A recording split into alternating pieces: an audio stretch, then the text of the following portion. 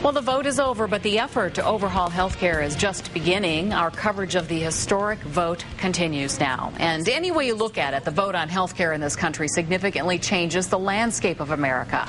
This was not the first time there has been a hard-fought battle inside the nation's Congress over issues which change the American landscape. There's one former Cleveland area congressman who has a long memory of other political battles.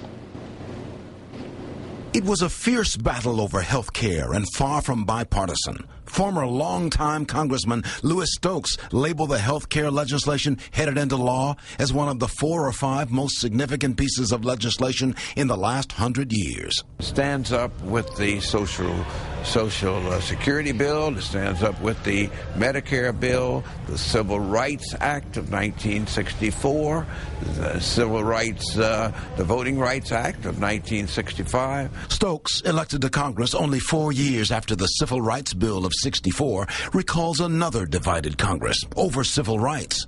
Southerners fought against the most basic of civil rights, but the Lyndon Johnson administration pushed it through.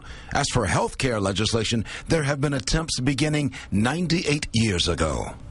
All the way back since 1912, isn't it? All the way back to the Teddy Roosevelt years. On this health care bill, there was no bipartisanship. On this issue, there is a lot of division. So what about the future? I asked Congressman Louis Stokes to look years ahead and give us his thoughts on what America will think then. The American people are going to treat this legislation, health care legislation, the same way they treat Medicare and Social Security. They say to you, don't touch it. That's mine.